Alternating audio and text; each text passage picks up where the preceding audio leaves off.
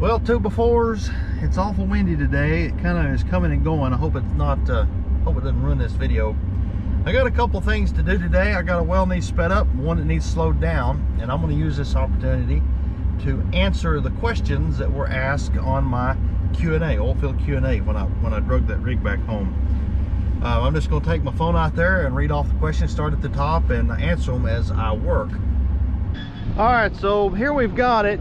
You can see this thing pound fluid. You can hear it right there.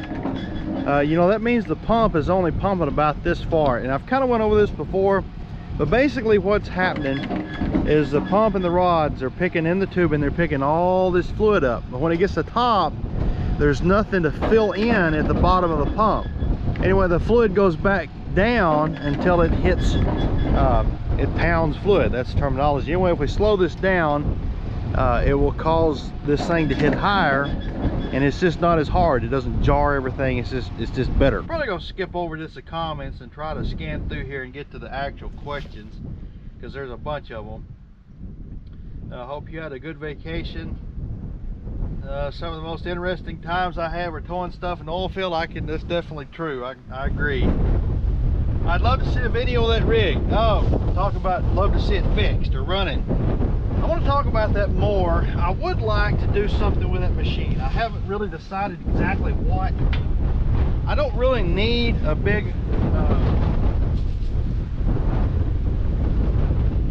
I'll tell you what, this every time I turn the camera on, it laid down there, and we turn the camera on, the wind just takes off. I don't really have a need for that big of a well service rig. I may try to put it together anyway. I don't want to sort of commit to a project, because when you tell people on YouTube you're going to do something, you can't get out of it. But I would like to, this is probably going to cover quite a few of these questions. I would like to build a drilling rig, and that's the whole reason I bought that rig to begin with, or me and a friend did, is I wanted the poles off of it to build a big giant double pole drilling rig. And I would like to set myself up so in the next 5 years or something I am sort of more equipped to do more things, and that's kind of a goal. I'd like to buy some more equipment over the next few years, and kind of when you get it all settled out and we have another spike in oil prices for whatever reason, to try to make and save money up, I should add, and try to make a significant advancement in my business. I'd like to take a big step in expanding and drilling, and that's kind of what that rig's for. And I'm probably going to work on it, and y'all will get to see that. I don't know exactly what I'm going to do, but I would like to build, I'll talk about what all this means later, a little substructure for that thing and put a rotary table on it and actually build a little drilling rig. What kind of injuries have I had over the years? I've really been pretty lucky, to be honest. I cut this finger off twice, and there is a video about that. The second time was with a hammer when I was working on the RV, but I did it once. Don't let me forget, I'll show you just a second here what happened. We're gonna cut to it, we'll be right back. Okay, so I was talking about cutting my finger off. I was actually working on a little well. It was 450 feet deep, had a little bitty unit on it, and the well was tagging bottom. The rods and the pump were hitting the bottom of the tubing, and so to pick it up, you would pick this up here, this piece of poly pipe's on this polish rod just to keep them hitting the head, but you would move this up and slide the clamp down. And there's this thing that's called a knockoff, and it's a spacer that you can put on right here, and then you can run the well, and the weight sits here, and as the unit comes down, it puts slack in here. Anyway, I had a well service crew on there, and they just pulled the well and changed the liner. I put a knockoff on it, run the unit down so there was slack here, and then came over here with a pipe wrench or my crescent or something, and I had my hand like this and the other hand up here with a wrench, and I was kind of bracing myself, and I was stupid for putting my finger here. I remember there's like a gap here, and when I pulled on this, they hadn't tightened these bolts up, and the polish rod slid through the liner, and this clamp came down and mashed my finger between the clamp and the bridle. It just kind of split it open and cut the end of it off, and they took me into surgery and just sort of smashed it back together. And it cut it off right here at this first knuckle, and they just kind of smushed it all back together. Risky, no brakes. That's how we do it in Africa. I got to get this off. I'm fighting this. So this is a split taper hub. You've got a notch in here, and you can drive a screwdriver in and spread it. You should be able to pull it off. But I have whacked this key with a hammer, and the end of it is mushroomed. I run any BOPs or stripper rubbers, that kind of deal, on my wells when we pull them, when we work on them. The answer is no. And the reason is, most of these wells around here, with a few exceptions, a few formation exceptions, are extremely wet. We have a very high water percentage, very low gas percentage, and that is naturally does not incline itself to having a blowout, and a blowout being where you'd have an uncontrolled, you know, the well would blow out. You would lose control of it because you don't have any kind of system to contain it. Often these wells have got only a, you know, 100 or 200 psi downhole pressure, so you're talking about maybe 300 to 600 foot of fluid column in the well, and if they're 1,600 feet deep, then the fluid level is 1,000 foot from surface, and it's just simply not, it just doesn't happen.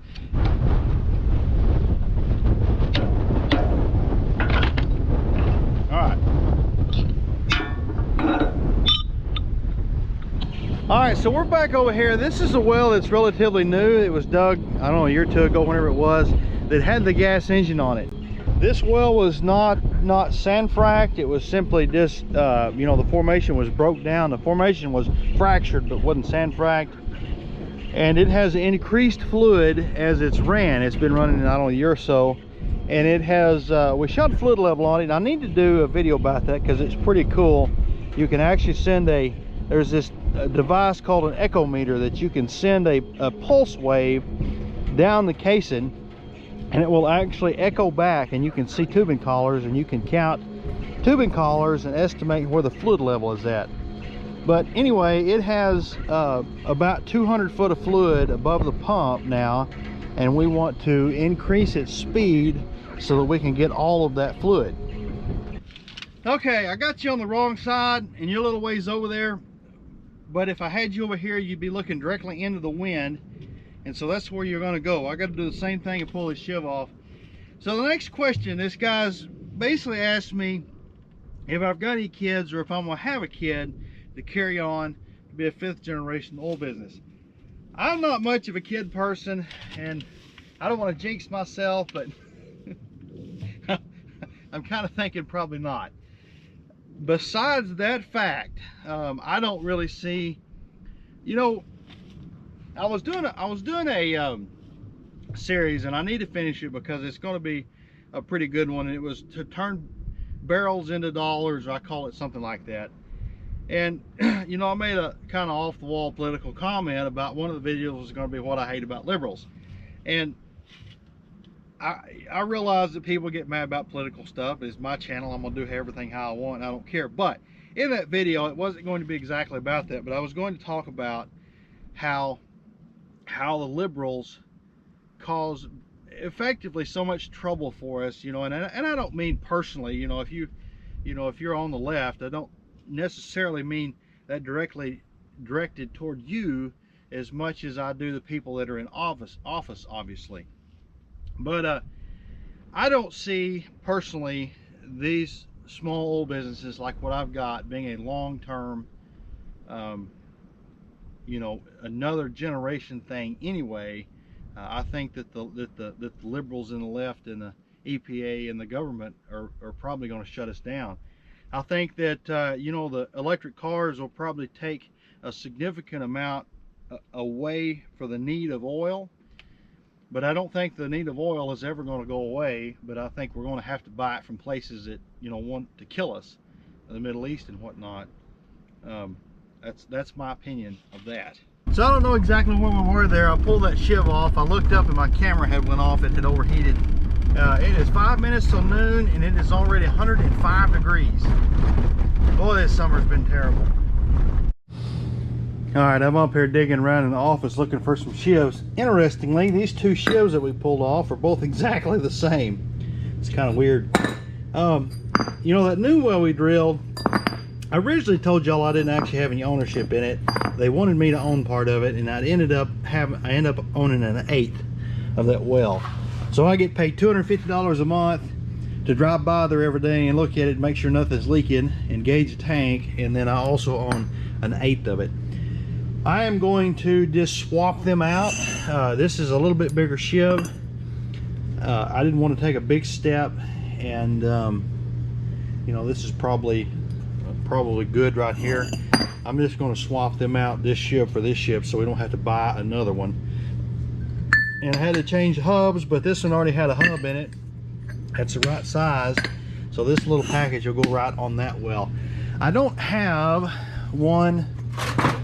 Wait, what is this? This is actually exactly what I'm looking for, with a bolt twisted off in it, of course. I had somebody ask me too, and I'm gonna get into this real quick and be done with it. Do I like what I do? The answer is I absolutely love it. I love the business. I love everything about it, except I absolutely hate dealing with the regulatory system. And I need to be careful saying this. I was hoping I could put this on at any moment.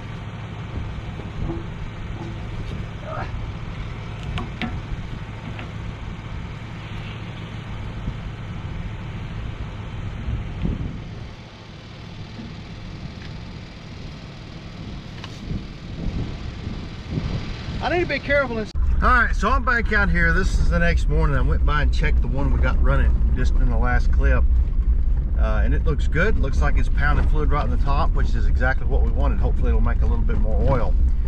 So it was so hot yesterday. My pickup was saying like 114 or something like that.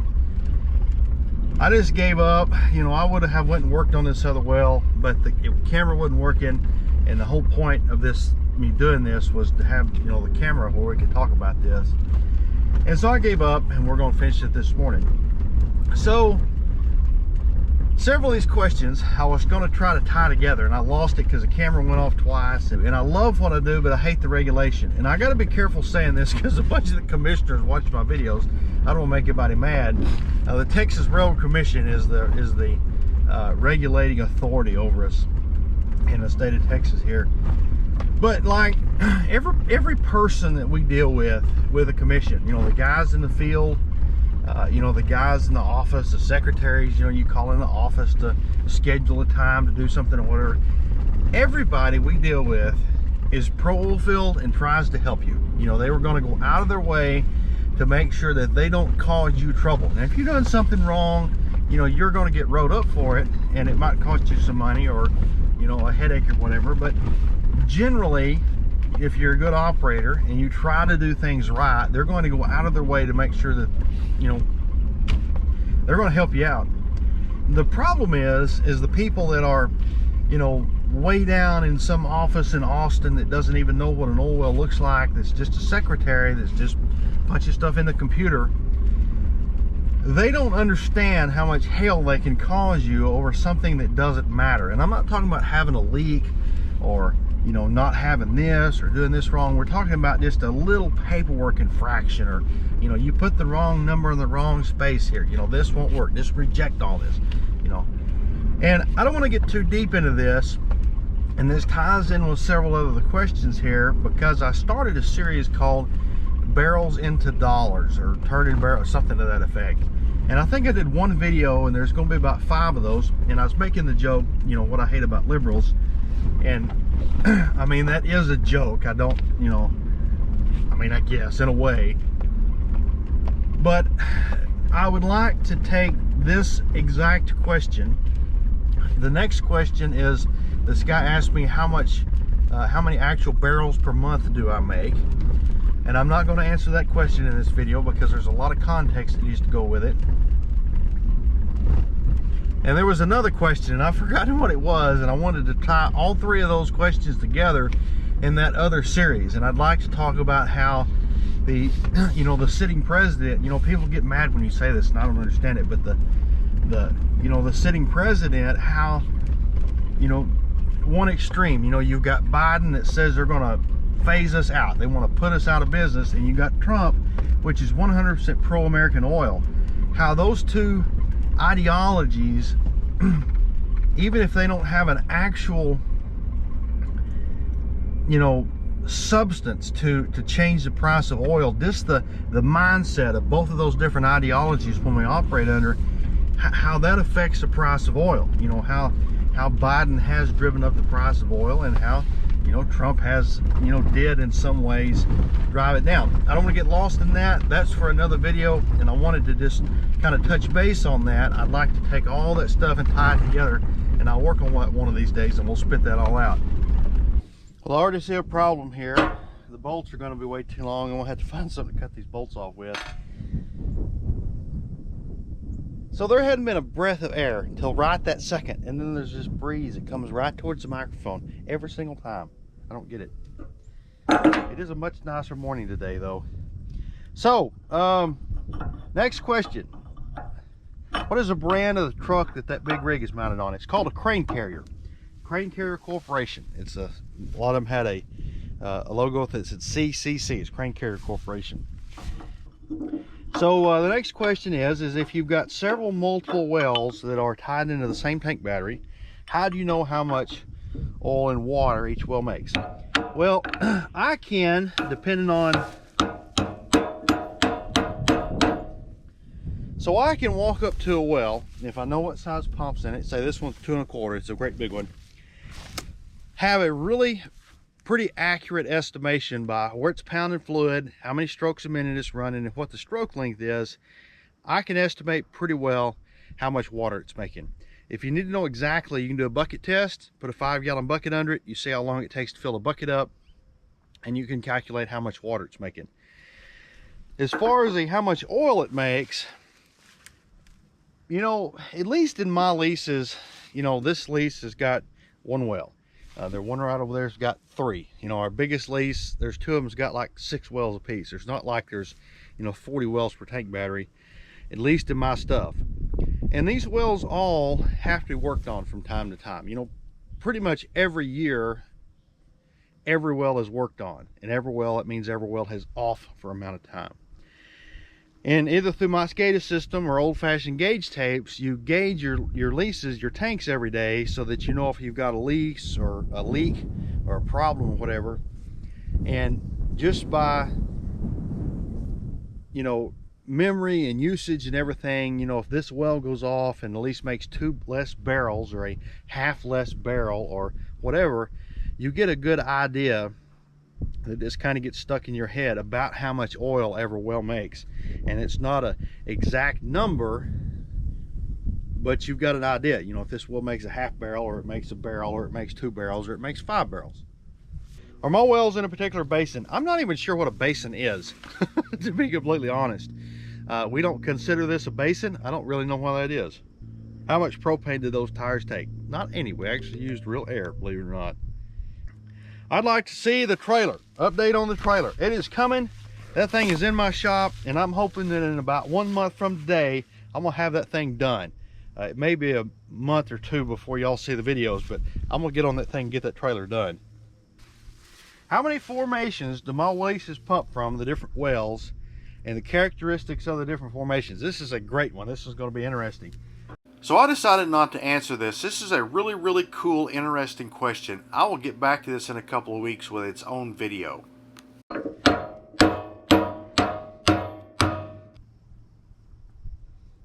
Alright, Bro Weaver asked me 3 questions here. How do you get in your leases after rain? Well, that's what my little Kubota thing's for. My pickup's 4-wheel drive, and with the camera system and the SCADA system I'm building, I'm hoping that's going to help that a lot, so I don't have to spend as much time mudding. But you just do it. That's all there is to it. How do you track down royalty errors, and are well logs top secret? Well logs are public information. You've got a period of time that you can sort of hide them, but I think after a year or something like that, you have to make them public, and you can look them up. They're in a log library.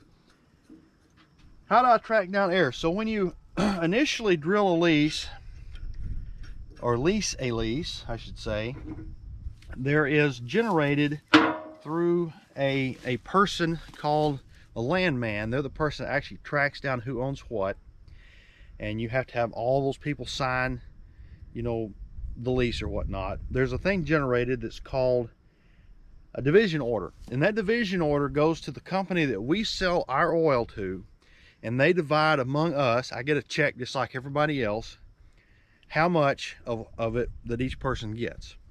Now after that's initially done, it takes all the burden off of me, and in fact I don't have the power to change it. And I have people call me, you know, my grandpa died and he left me, you know, this 0.000318% of your lease. I need you to get this straight for me.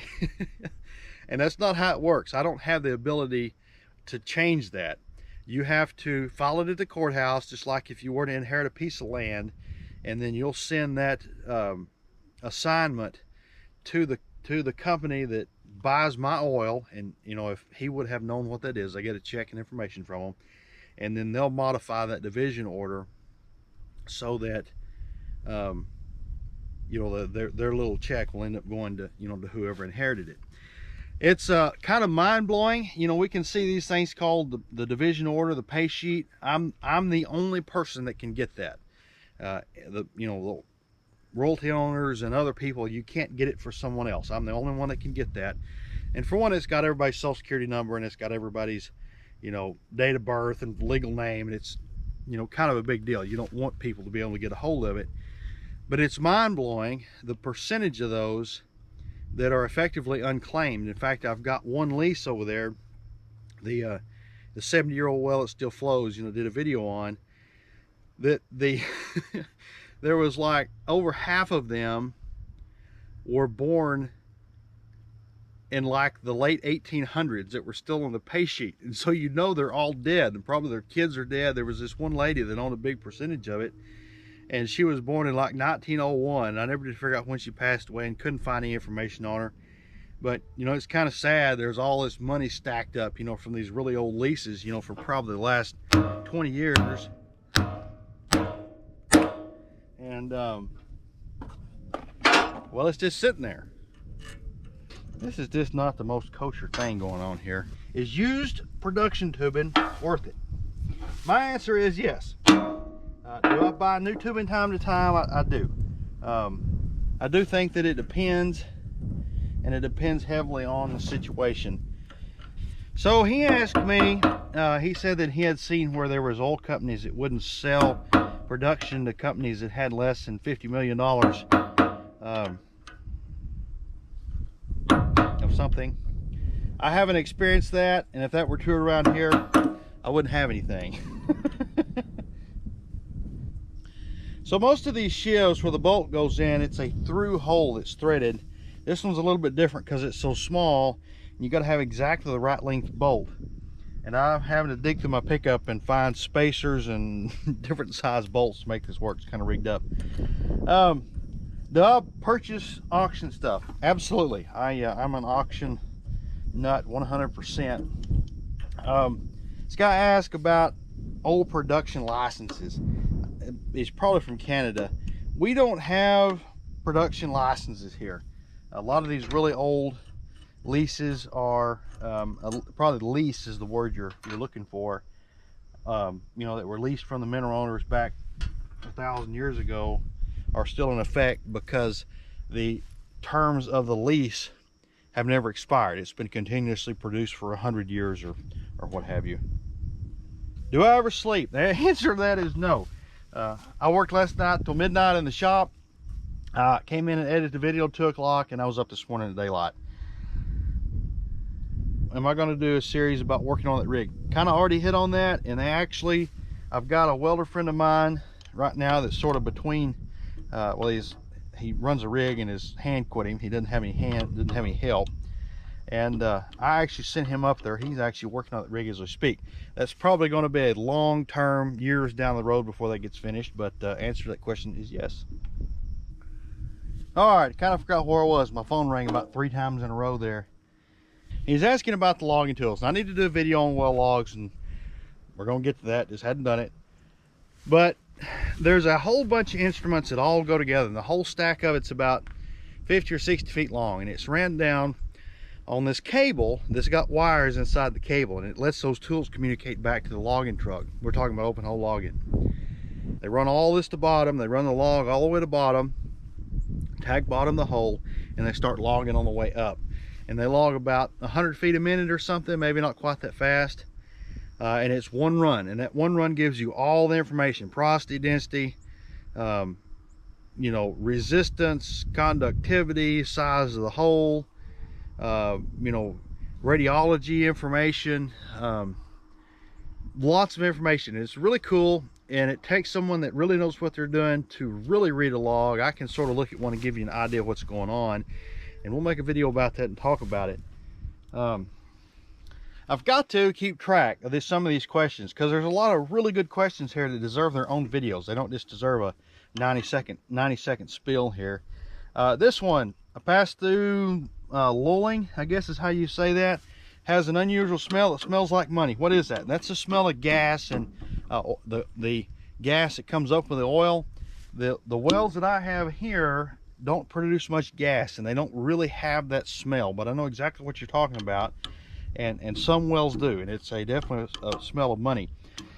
This is one of those questions. The guy says, on your 100-year-old wells, it's still producing for the original perforations that were probably done with a torpedo, glycerin torpedo, or has it been reperfed with modern guns?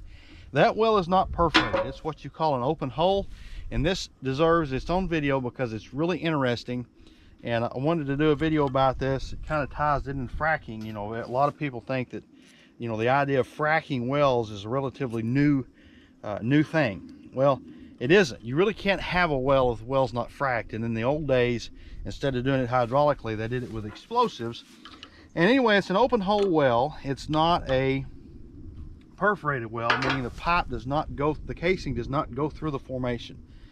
They drill down to right above a known formation, maybe 10 feet or something, and they set pipe, and then they drill through the bottom of the pipe and cut the very top of the formation.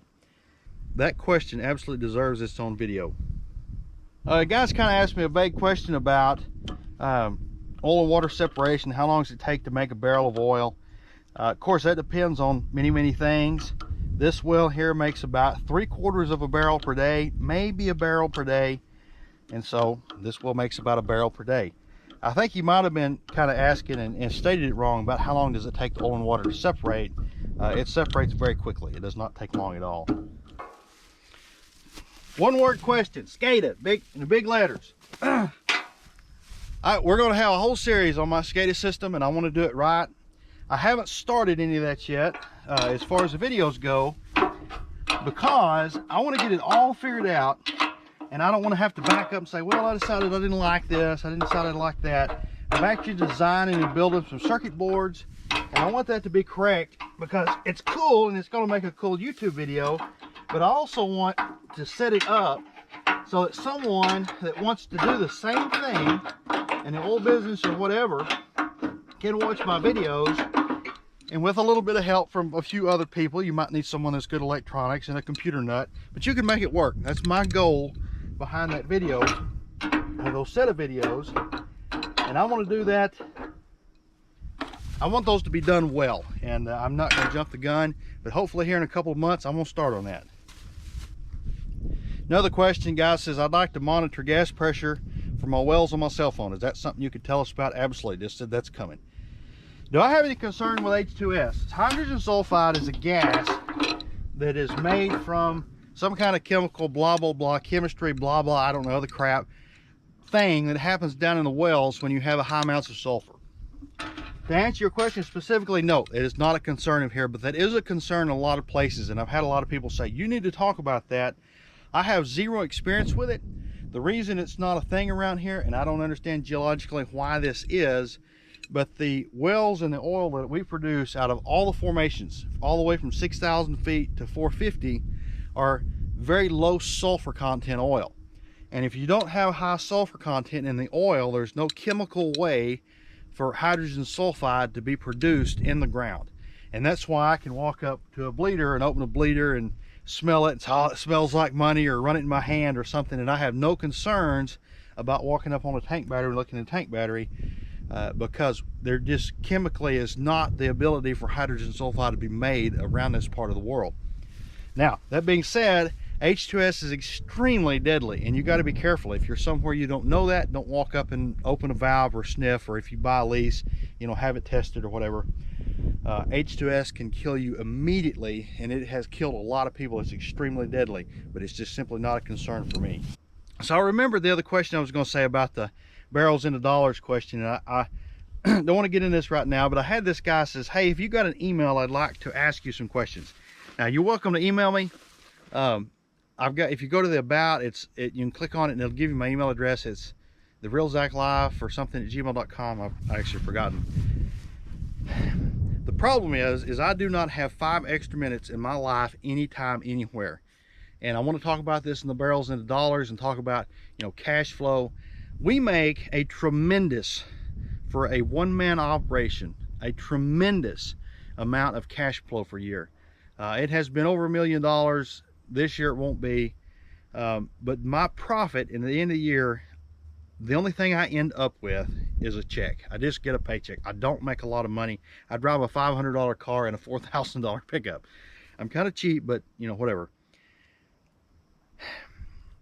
The point I want to try to make is I have such a high cash flow and such a high expense rate that if I take any amount of my time to go somewhere else and do something else, it causes stuff to be not fixed. It's broken, and it causes my gross income to come down with similar expenses. And if I take a month off work, it takes me months to financially recover, even if you were to pay me an exorbitant amount of money. Now, I say all that to say, y'all are welcome to email me. I try to respond. I get a bunch of them, and I like it. I love the comments. That's the whole point of the YouTube deal.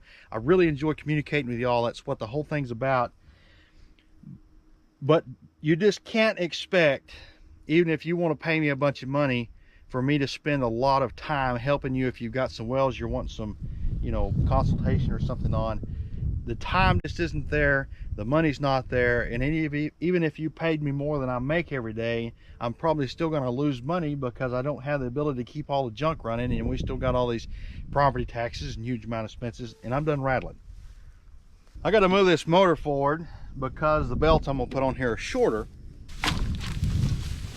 All right, so do I come across antiques all the time? Ugh, well, I thought I'd be able to just push this forward. Yes, I see antique stuff all the time, and you saw my office. I like antique things. Got to go a lot farther than that. Teresa says, hey, you come to Colorado, let me know. I'd like to show you my oils. That'd be cool. I like looking at oil wells. I was just in Colorado. What area are you in? Your shirts crack me up, Zach. Where you get your shirts? Well, I'm kind of known locally for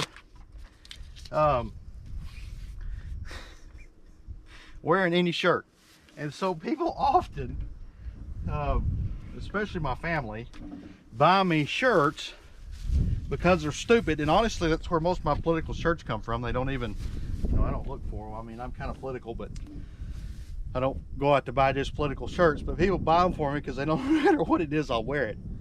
I think that probably comes back to being cheap. Will the rig lay down tubing and stand up rods? So that rig was set up as a double-double. And what that means is it pulls 2 rods and 2 joints of tubing at the same time. And I hate double-doubles because the rod and the tubing board end up right next to each other. On that rig, it was made together. And it's just, you need to pull 1 joint of tubing and 2 rods, or 2 joints of tubing and 3 rods, and it's not tall enough to be a double triple. I'm gonna pull all that off. We'll lay everything on the ground.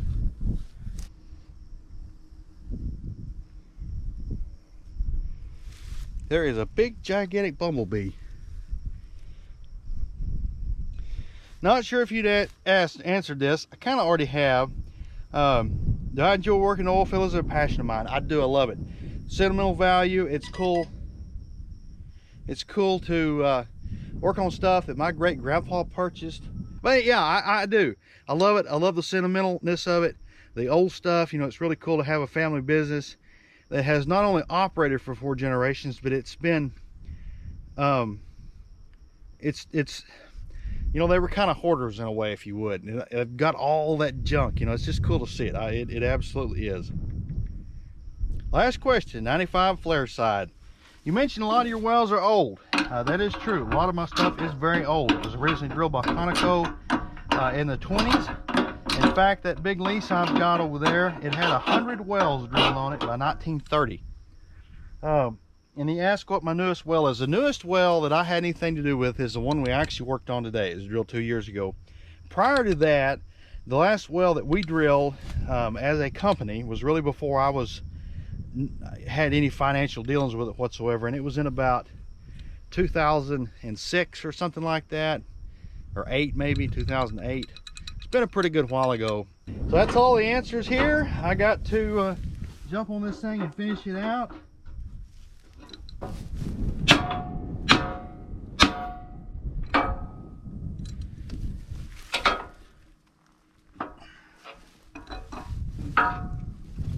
All right, I got this done. So there's gonna be a few y'all call me an idiot. I want to explain myself here.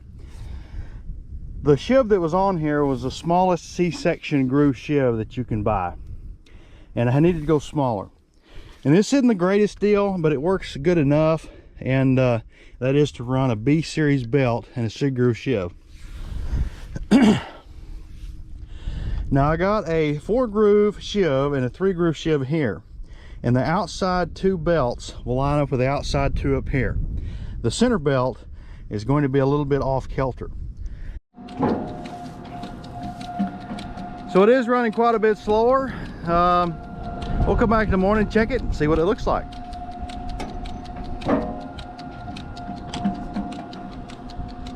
So here's the next morning. This is the camera feed from my SCADA system. Is basically a Real-Link app.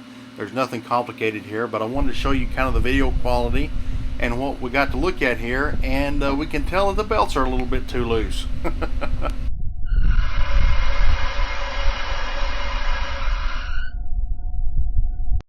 So I got you on my cellular device. I got the belts tightened up. I had a little bit of a stuffing box leak here, and I wanted to show you there are rubbers inside this stuffing box here, and when you bolt these down, this pushes down, this smushes them, and they tighten up around this. This is called a polish rod liner. And if you don't keep these tight, you have to periodically snug them up, you know, every week or two. You'll get a leak between those seals and this, and that's what's happened. It's leaked, ran down the stuffing box a little bit here. Also, I'm always asked this question about why don't you run gas engines? You know, what do you do with the gas? That kind of question. This is a casing. This is where all the natural gas would come out at. If we open this valve, it's actually got a suction on it. Okay, this thing has finally started pounding fluid again. If we watch it, it's hitting about halfway or a little bit more, and it's still jarring pretty hard, but we're jarring less times per minute and probably not quite as hard, and so that sort of makes it easier and better on everything. Less wear and tear on the rods, less flex on the rods. The rods don't slap the tubing as many times a day. It's just a better thing. All right, I got to finish this on my cell phone. I don't have my GoPro with me. Where we're at. So this well is like a lot of mine, probably 2/3 to 3/4 of them. If you go open the backside, they'll actually have a vacuum on the backside. There's so little gas made that after, you know, the well sort of fills up when it sits there. When you work on it, you shut it all in and the well pumps down. You know, even after months, it doesn't make enough gas to actually even fill that void up where there was originally liquid. Some of the wells will make a little bit. You know, you leave the valve shut in, and pretty much every well we've got, we leave the backside shut in, and they'll build up a little bit of pressure, you know, 20-30 pounds or something like that. And if you walk by there and kick the valve open, it seems like they make quite a bit of gas. But you know, if you let that gas go away, let the pressure off, you know, there's just extremely minute amount of actual gas produced. You know, not even through a 1/4-inch valve, it's not nearly enough to be able to feel it. You know, there might be, if you light it with a match, you know, there might be a little bit more than a cigarette lighter or something, you know, on the most gaseous, you know, gun sight wells around here. The 7-year-old well that still flows makes a little bit. I don't think it probably would be enough to run more than maybe, you know, a few horsepower engine. It would probably be just enough to run the well, but it's just not worth doing. So I'm done with this video, done with this project. I spent a few minutes, I was looking at it. There's a cardboard deal for the polished rod lamb beside it. I just had this well worked on about, I don't know, 1st of July or something. And there was some of the junk. There was a water bottle. Anyway, I got all that picked up, cleaned up, thrown in the back of my pickup. I try to keep my stuff decent looking. You know, I'm not a neat freak at all, but I hate to leave junk like that laying around. Anyway, got all that picked up. I appreciate you watching. I know this video was really long. I hope I answered some questions. It gave me some ideas for some more videos to do. I'm going to jump on. I hadn't done any more of the videos on the RV, but that's all coming up next. I want to get this done because it's been percolating a while. I'm going to try to, it's supposed to rain next week, and I'm going to probably try to get that thing knocked out, and I can work on those videos, and then we're going to get the trailer finished, and then we'll get back into the oil field stuff. Appreciate you watching. Like, share, subscribe, and all the good things, and we'll catch you on the next one.